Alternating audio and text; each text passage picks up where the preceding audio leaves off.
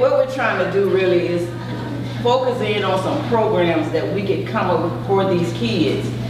When they come to Strickland and they've committed this bad crime, whether it be bad or good, we send them off for 6 months. When they return, these kids have to go back into the same community that we just accepted them from. Now we have to put them back out there, and it's like a revolving door. They're coming back to us. We've had kids that have been in there over 20 times. We've had kids just left last week and back today, or back yesterday. So we're not sending them home to anything. We have to look at something in Mobile that we could at least create, invent, establish, whatever. But it takes a community to do it. The judge at Strickland, Judge Edmund Amon, he's a good guy. He give all those kids a chance. But when he see that those kids are keep coming, it's a problem somewhere. Let's go and see where the problem is. Let's try to fix it. We can't fix it. Why? Because we got to send them back to where they came from. We don't have anything in Strickland for these, in the community for these kids to really get involved in. All I want you guys to do is just look into your community, look around you. Like I say, all kids are not bad. We have some really, really, really good kids. Grab their hand. You could give them a hug. I can't hug them, but give them a hug. And the only reason I say we can't hug them because we have a policy in place called PREA, and it's called the Prison Rape Elimination Act. It was invented back in 2003 by George Bush. And it's to protect any juvenile, any adult, any lockup facility, any detention facility. It's to protect these people from being raped or sexually assaulted at some point. We can't protect them all, but we protect them at Strickland. That is our job. That is our #1 job, to protect these kids. We have kids that leave and come back and say, I came back just for you. Are you serious? Are you serious? Yes, ma'am, I did. It's not good at my home, Ms. Davis. If I could do something, if I can snap my finger and just make something appear, I would do it. But it starts with us.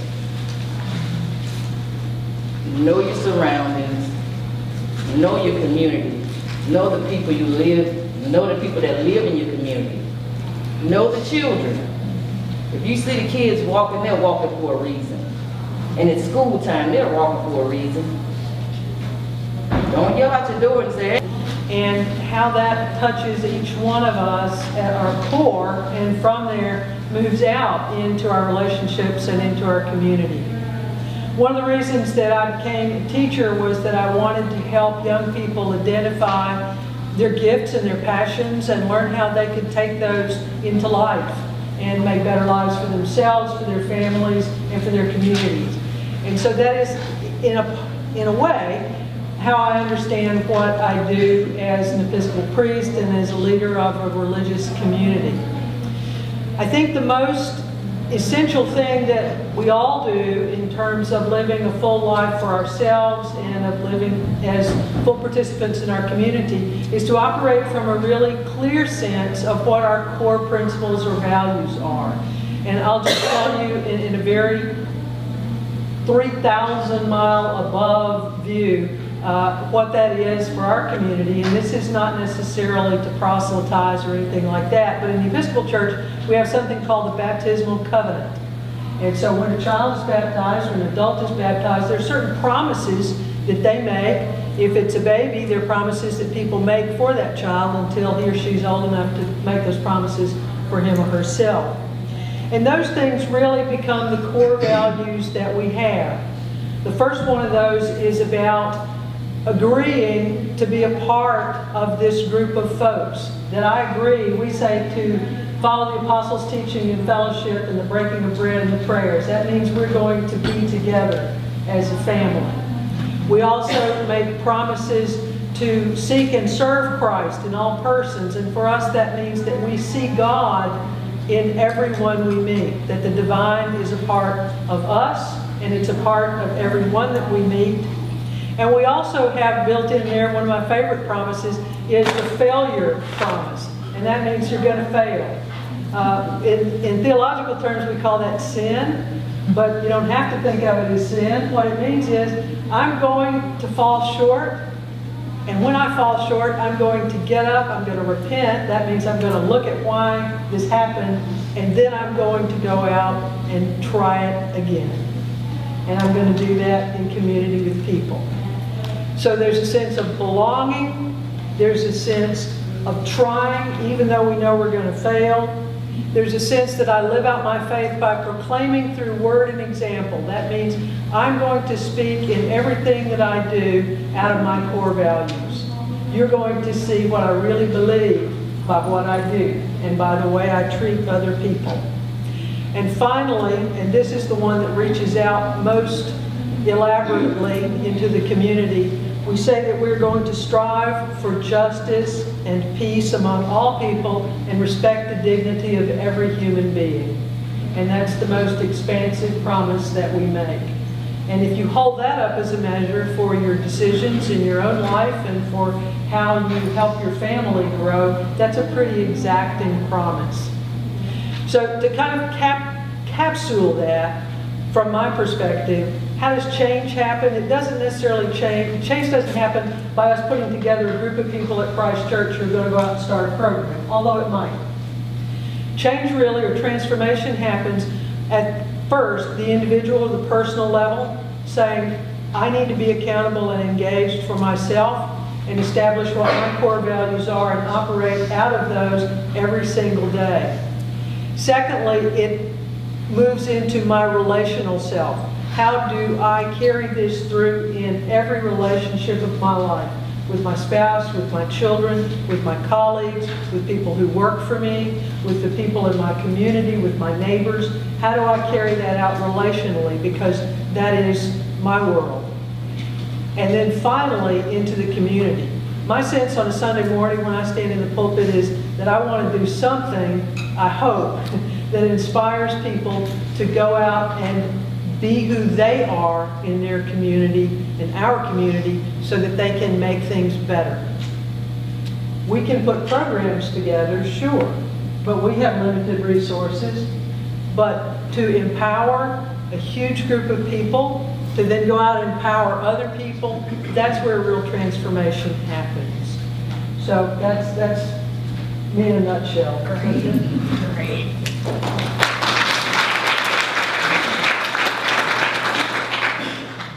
My name is Merceria Ludgood, and right now I'm an elected official, but for most of my life I was involved just at the community level, doing things in neighborhoods and communities with groups, trying to affect change in our community.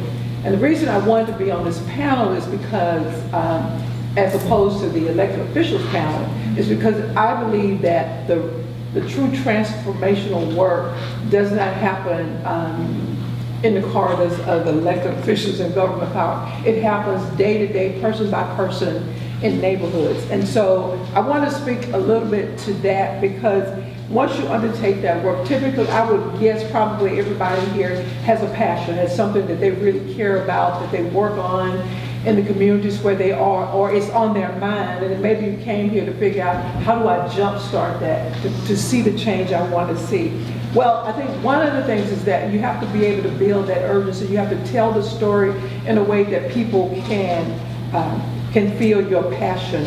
It's very difficult, I think, to do this work without this passion, because it can become all-consuming. It takes a whole lot of time. You start having to make the choices about, what am I going to give up to be able to create time to do this work?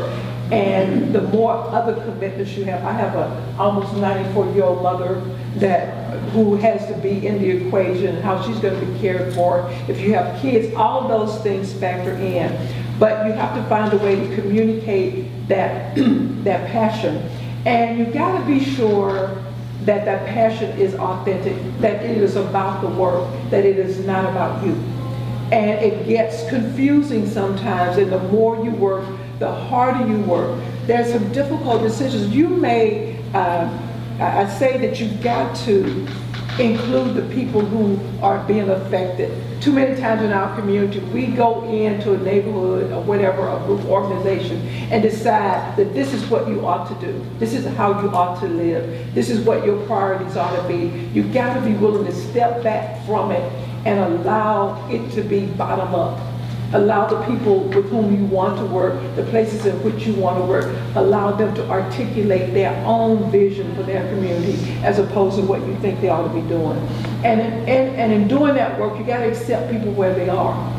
People are at different phases of their development. You have people over here who know something's not quite right, but they cannot yet articulate what it is, to the people over here who are fully developed. But you gotta find a way to bring all of them together, and the ones who aren't where you'd hope for them to have the patience to work with them until you get them there. And you gotta have a strategy that incorporates all of those voices, everybody, it's gotta be room for all the voices. I always say, there's some people who we need people on the outside of the system pushing on it. So for example, in the work that I do every day, there are people out there who constantly remind me, well, you may have done this, but this remains undone. And they keep pushing on it, pushing on it. And I tell you, I need that. And all of our elected officials, we need that voice of conscience out there reminding us of the work that remains, because it's very easy to rest on your laurels. Well, I just finished doing the part.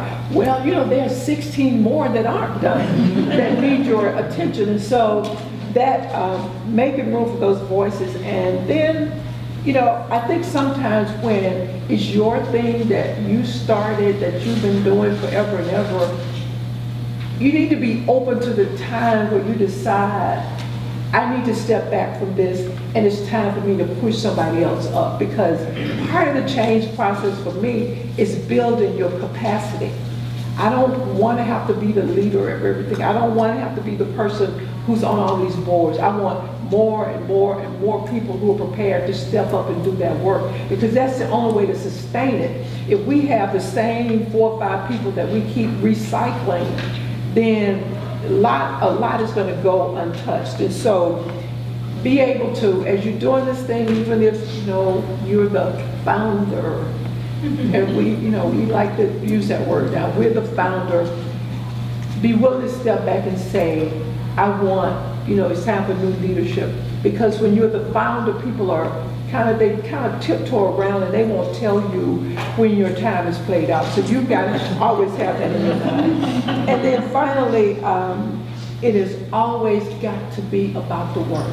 If you let it be about you, that thing that you want to see done, that change that you want to see happen, you then become the biggest barrier if you make it about you.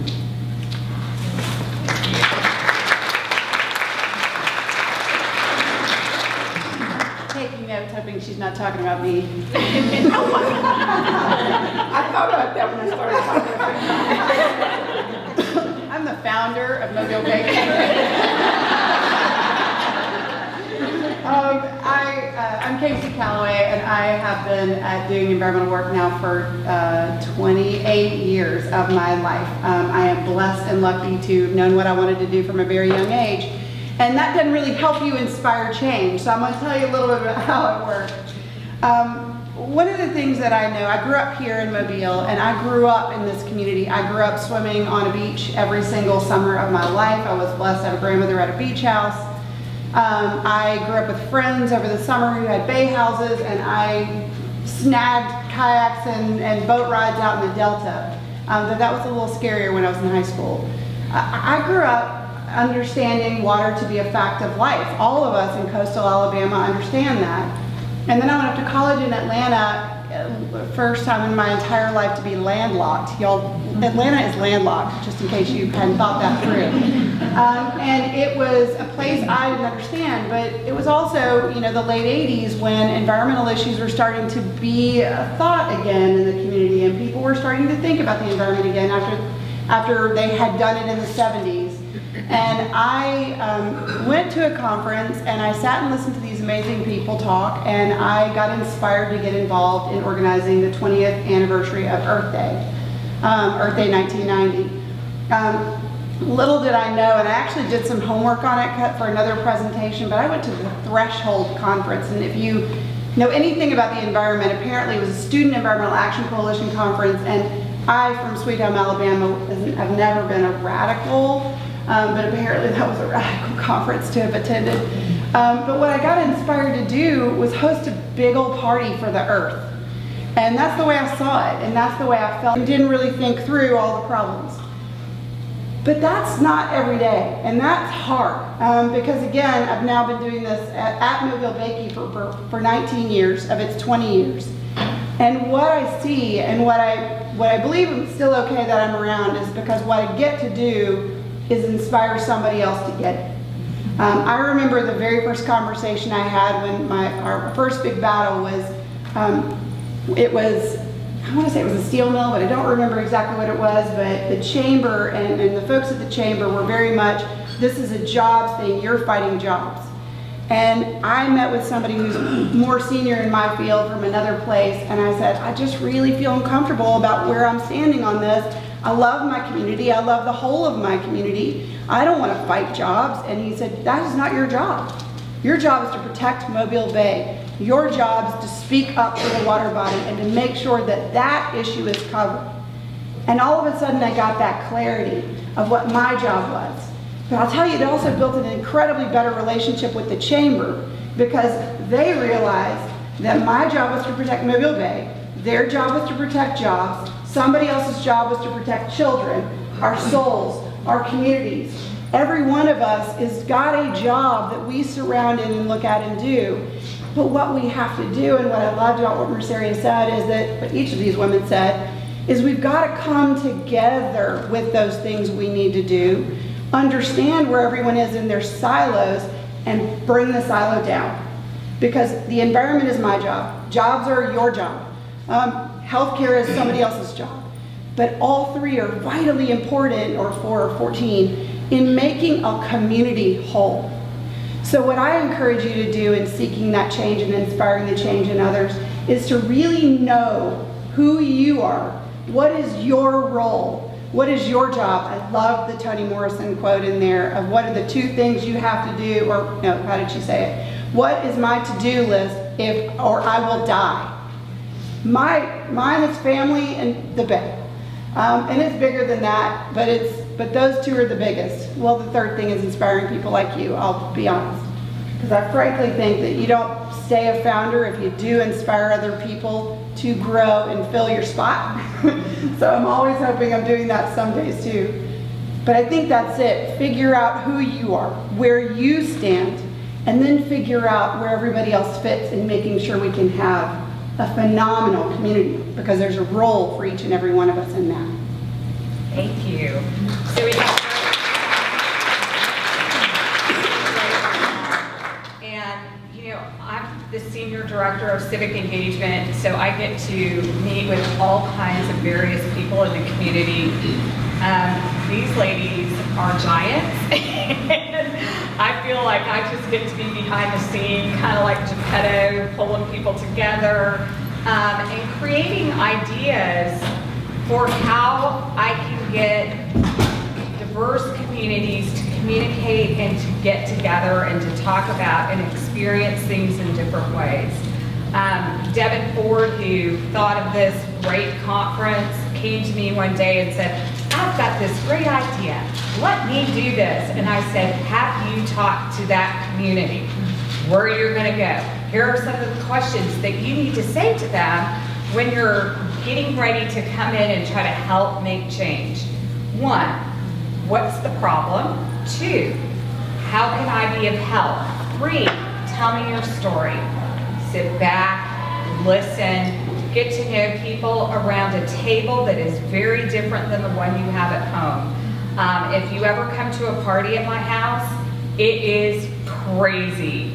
My husband and I spend weeks figuring out who are those great people that we've met along the way that need to meet these other people, and they'll never meet them unless we invite them into our home to a party where they'll bump into each other and learn something else about someone, and they may meet a Collese at my house.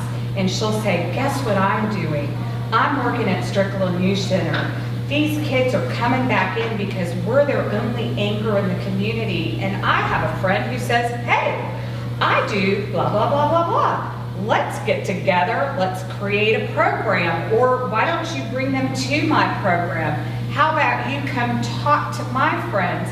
And you start to cross-pollinate no matter where you are. You start to think about, I can do this. I can inspire change in my community without spending any money, but just using my contacts and putting together people who think differently to start thinking about how to create change. That's the hardest thing to do, is to create change, because everybody comes with their own little suitcase. And I love these 4 women because they're the ones, if I get out of line, someone will call me and say, hey, I talked to so-and-so. I don't know that. I didn't know you were friends. Michon, I think you're missing the mark. Merceria and I are in the middle of working on something that I had this epiphany in the middle of the night. I said, what do you think? And she said, well, she said, it's great for the community. We'll see if you can pull it off. So I know, I live this. I want you all to live this. I want you to start asking these women some questions on how to start inspiring change in your little piece of the world, which is a big piece. When you start thinking about if we all had 10 friends and all 10 of those friends got together and started thinking about how to create change in our community. So I don't have a mic. I was going to run around, but if you put your hand up or just stand up and start speaking, they will answer and follow along. Anyone have any questions for the panel? Silence. Oh, there you go. I am a representative for the American Association for University Women at the University of South Alabama. I hear a lot of women at the university who feel like their voice isn't being heard for change. What is one thing that you can tell these young women to keep pushing and what they believe in? What is one advice you give? I love that question. You know, again, I think I never questioned whether or not anybody heard me. I'm going to stand up because I can't see you if I don't. I never questioned whether or not anybody heard me. I never questioned the fact that, frankly, especially over the first 15, 20 years of this job, I was the only woman in a room. I was still in my field, mostly, honestly, one of the only women in my room. But I will tell you that I don't fear that. So I guess the one thing I would say is have no fear. Keep on speaking up, because they're going to hear you. You know you're right. Get your story down. I think there's a lot of prep work everybody needs to do. Why aren't they hearing you? What could you say? Hone your story down. Make your message tighter, but never stop talking.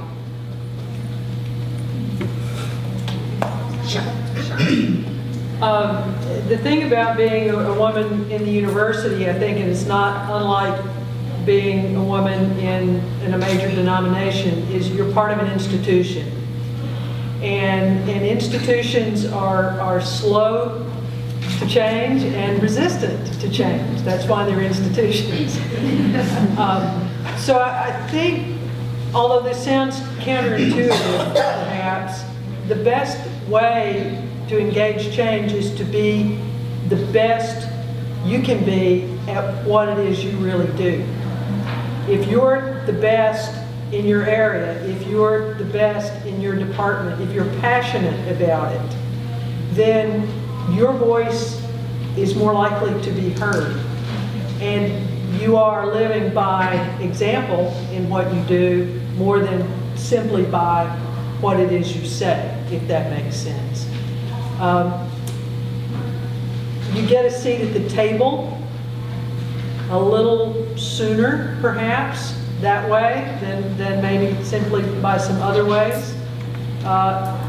And I'm sure Merceria has lots of things to say about organizations and governments and that kind of thing. But that's simply my observation from being where I am and having been a little bit where y'all are. You know, the thing that comes to mind is that having allies. And I'll tell you one thing that used to just burn me up. I could be sitting in a meeting, make what I thought was just this profound contribution. It just kind of goes over the head. And then some man or some white person says what I just said, and then it becomes, oh, that's a great idea. So what I just started doing, I decided it was okay for me not to be the one to say it. That if it was going to be heard coming from somebody else's mouth, then I would begin among my allies to make sure that they knew, look, I need you to forward this point in this setting, because when I say it, it's not going to be heard. But you got to have that's easier said than done. That's like after years and years and years of bumping your head against the wall, and then you decide that it's really more important that this message get out than that I am the one who brings it. And so that's one of the things you find when you're building allies. Please, would you speak to that? Yes, I would. I would suggest, as Ms. Ludgood said, the allies. It's like, in a sense, a chain, like a chain. Once you step up and step out and speak, you gotta have a voice. You gotta keep speaking. You gotta let the world know, or let the people know that, hey, my heart is true to this, and this is what we want to do. You gotta open up your mouth, and they gotta speak. If you're just quiet and you're trying to have this organization, then it's non-beneficial. But speak up. Don't be ashamed. Have a heart and go for it. Thank you. There can be a cost, and and before you do it, you have to weigh whether you're willing to pay what it costs. Because I'm not going to tell you, there are some things, some decisions I've made over the years that cost me. If I had to do there might be a couple that I wouldn't do, but most I would still do, notwithstanding the cost. But weigh that so that when you do it, and then you get, it costs you something you didn't plan on. Fine, and I feel like it has moved my cause and my issue very far forward, and it's something my 9.5-year-old child has to live with every day. Your mom was on this day. Great. But I think it's a really important decision, and so weighing that cost is really important, always. In the back of the room? Sure. So this is towards Collese, but really for all of you. I feel like, especially as a parent of kids that have just skimmed, I feel like just skimmed the intensity of the tech world and social media world. I know that how you were talking specifically about how these kids, they don't have anything to go to after they've already messed up once. And then it ends up being repetitive because they simply don't have anything better to go to. Something that I've always wondered is, restriction-wise, how easily or is it available where these kids can have little stints of, like you were saying, they need to learn a trade, learn something, get out there and learn something. I've always thought that something that was missing in our education program was a more in-depth work study program. I had the opportunity to have a job my senior year in high school and worked at an office, a medical office, and it was just enough time for me to know that that's not what I want to do for the rest of my life. I feel like maybe something like that would be really neat to see in these programs where kids could have small stints in different kinds of jobs, where it allows them to see if it's something that they would want to do, something that they're comfortable in, and even more so something that they might have a passion for. So say like mobile baykeeper could have a program within you guys where it's not just them, but it's lots of different kinds of jobs that they could volunteer for. You know, they could simply go and volunteer for a coastal cleanup, and it might change their whole mindset. They might want then for, you know, it might just take that one volunteering opportunity or that one stint of 2 weeks of seeing what a change is made for them to really go, you know what, I think I could do this for the rest of my life. So do you feel like as a community and as a city and with the, you know, the city behind you, do you feel like they make it easy for you to be able to develop programs for these kids, especially since I feel like we're dealing with such a different mindset of kids now. They're, you know, needing instant gratification, but yet I feel like all at the same time, like you said, the parents are detached, the families are detached, so it is up to all of us who, you know, have the mindset of wanting to help them. So do you feel like you have the backup city-wise that would allow that? I believe community-wise, if the community would really get involved with the juveniles more, social media for juveniles, I wish they would I wish they would delete it for juveniles. I wish it was a program where probation officers said, look, we're gonna monitor your Facebook, Instagram, whatever it is you're on. And if you mess up, you can't go on social media for a year. But hey, these kids so smart, they go to their friend, let me get a phone. And they hook their little gadgets up and they're back on the phone again. So the probation officer can't keep up with what's going on. As far as outside organizations, if they came in and they kind of helped us with any programs that could get these kids focused on whatever choice they make, whatever probation say, look, go over here and work for a month. We're gonna work some of your time off. If any organization will come in and say, let me allow this kid to do this, and maybe he can earn something. If these kids feel like they can earn a few dollars or whatever, and they say, hey, I earned this, I did this, I like this, I wanna go back.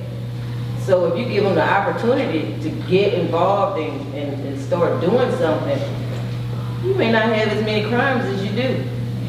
I even went to the point of offering, I'll give you $50 if you send me a graduation invitation. I've been there 13 years and I haven't received one graduation invitation yet.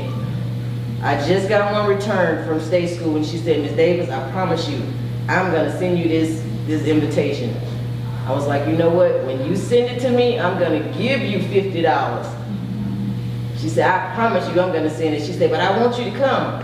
I said, now I don't know if it's on my work day or not, but I can't promise you I'm gonna come. But I promise you I'll send you $50. Just make sure you have a return address on your envelope. And she said, I promise, I'm going. I'm in the 12th grade, I made all my credits, I did what I was supposed to do. Yes, Strickland do have all these programs in place inside of Strickland. School, GED, they have counseling, they have, South Alabama comes in and they try to give these kids some other outlet to kind of think about. They have groups. We have groups. Kind of find out where the kid is, what their mindset is, what it is they're focused on, what their future. You just don't know.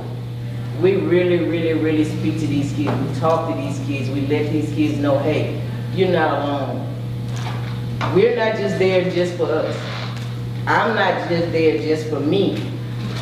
They know I have a whole family at home and they'll tell me, Ms. Davis, just tell your family, go on. You're gonna be all right. You know, no, it's not like that.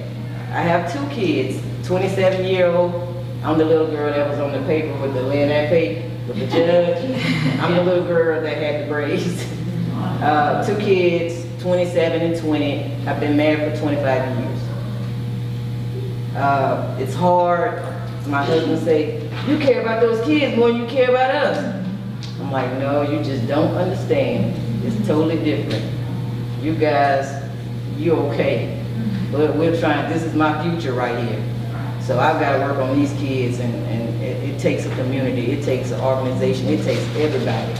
You just don't understand the want, the need, the desire it takes for somebody to even want to come in and help your kids, my kids. You gotta want it, you gotta have a heart for it. Real quick, there are some programs though too. Mobiliary Education Foundation does a program every summer where they get high school or maybe 8th grade. The city of Mobile and Mobile County, I think, did some programs to do job training. Mobile Baykeeper ended up being able to hire one person for X number of hours, and I got to pay Mobiliary Education Foundation rather than the students, so it protected me a little, my organization a little bit from dealing with payroll and all that other kind of good stuff. So there were some really easy ways that some of those programs have been set up to add on to a lot of the personal touches that I think Collese is mentioning as well that are vitally important, along with some of the hard skills of learning jobs and stuff. Comment about education. I'm not from Mobile, I'm from another state. And when I got here, I realized a lot of the kids are undereducated here. So I got involved with the schools and got involved with some of the school systems, started going to the meetings. And I also found the logistics behind this, and a lot of this is through a goal. And unfortunately, what I also found out is some programs that you're talking about are federally funded. And Alabama has actually blocked that money from coming to the state, where they can actually have all these different kind of activities and learning opportunities for children. I also found out through the Mobile public school system has actually blocked some of these training situations from going into the so-called failing schools, which are primarily black schools. So that means all our black kids are not being trained to be policemen, firemen, coastal workers, all that kind of stuff. All of this is political. But when it comes up to being voted on, people just push it to the side. And it's aggravating to know that I have seniors and juniors in high school that are still adding using their fingers. Or somebody's braiding hair in their classroom because the curriculum is not up to par. So when I found out a lot of that is because federal money is not coming to Alabama, that's choice. That's your elected officials choosing not to bring this money into our school system, which is desperately, desperately needed. Thank you. Mobile County is more than 10 years behind everybody else. Thank you for saying that, and that's another part of inspiring our community to really get involved and really think about who do we put in office, what's going on, let's really consider what's happening. So when you are thinking about how do we change what's going on, that we're using all those things that are available to us to make change. And that's political, that's also one-on-one, that's also through our churches and through other organizations. There was a question over here.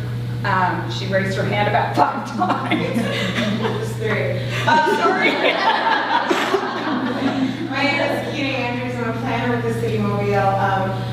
I think you brought up the idea of breaking down silos, so, people with different roles can collaborate, work together more. What do y'all see as challenges to that between organizations that have different roles and between organizations that have similar roles? Just what are some of the challenges to a greater level of collaboration? Now, nobody throw anything at me, but I think one of the barriers is who gets the credit. Which I think is not a good thing, but sometimes it's like if I work in coalition, then my identity is lost and nobody will be able to say, will know that I did it. And why is that important? Because when I go to apply for these limited funds that are available to do this work, I need to be able to put down that I being this organization did that, as opposed to getting lost in this coalition of organizations. And so there's like a small pie, and a lot of them are competing for the same money. And if your identity gets lost, it makes they feel less competitive in that fight for the resources. So rather than, what I think we need is a bigger pie. That's the problem, is force them from a funding standpoint to work together, then that will break it down. But when I gotta go out there and beat the bushes to find the dollars, I gotta do everything I can to keep my name out there. So it becomes about the credit. Well, that's just my opinion. Okay. I totally agree. But I also think that there's in some cases, not in every case, in some cases, the pie is too small. But in other cases, the pie is a lot bigger, and if more of us are working together to raise awareness on a campaign, we'd find that the pie is bigger. In the environmental community in particular in Alabama, most folks don't know that Alabama is a player, we're not important. Very few federal funders or foundation funders fund Alabama. I frankly think it's because I apply for my little one. I mean, when you're asking a foundation that gives $1 million grant for $40,000, they're like, but I'm too small to need $1 million grant. But if I was collaborating with lots of other organizations, we all together apply for $1 million grant, or $1.5 million. That's when you do start to win. So I 100% agree with you. It's rough, and then it's because I was going to call it turf wars. Over I got mine, and I'm going to stick with mine. So it's one of the biggest challenges. But then the second challenge I would add to it is it the assumptions that we make. I, shockingly, as an environmentalist, am not a Birkenstock wearing tree hugger. I love trees. I have Birkenstocks, but I think we stereotype way too often.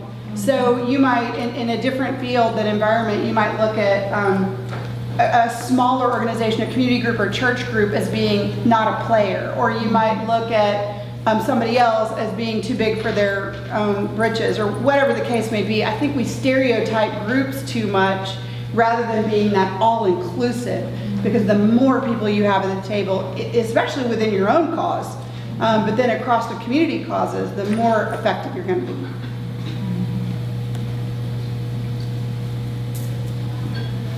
I have a comment and two-part question, and it's for Casi, but anyone else is welcome to answer it as well. But Casi and I know each other well, and I respect the work you do very much, and I too am very incredibly passionate about our local environment.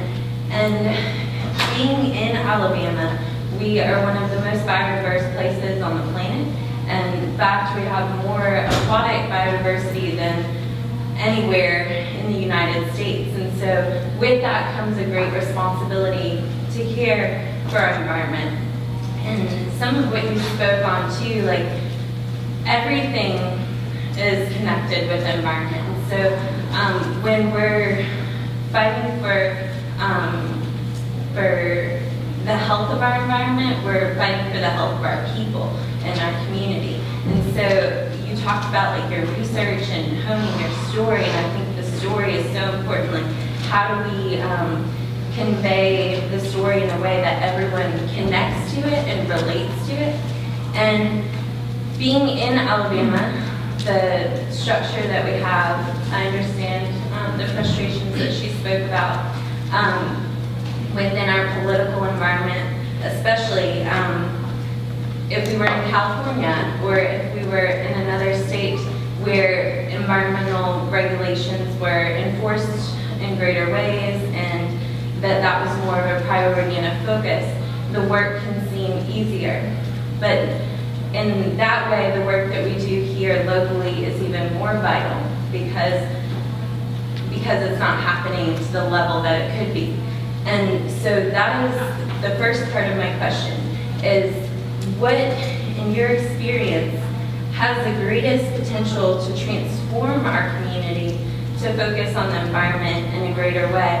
And in that regard, I mean it toward, instead of constantly changing the environment to adapt to us, how do we adapt more to our environment that the environment serves us in great ways, and so we don't necessarily need to change it, but we can have clean, green energy. There's so much opportunity economically that's also good for the environment.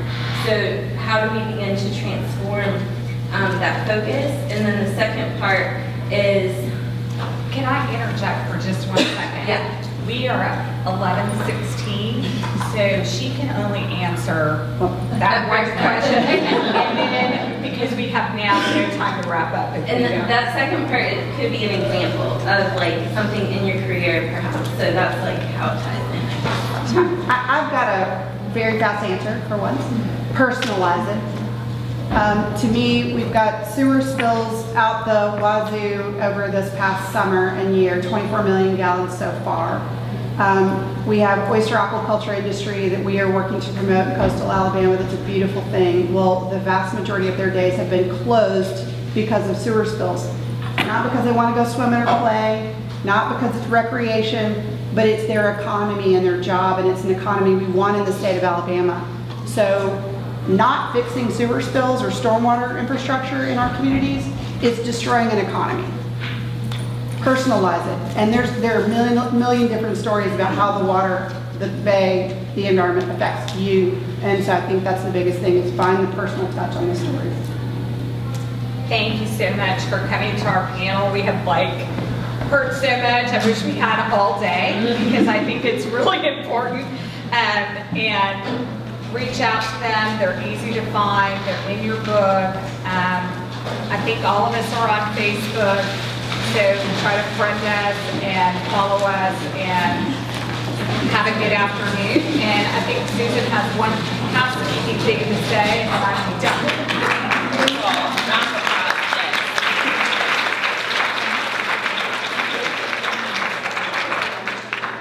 You know, the one thing I admire about all 5 of these women up here are they're not afraid of the challenge. And if you bring your questions to them, they're going to do their best to find out the answer, even if they don't know it right off the top of their head. So I thank you, women. Just fantastic.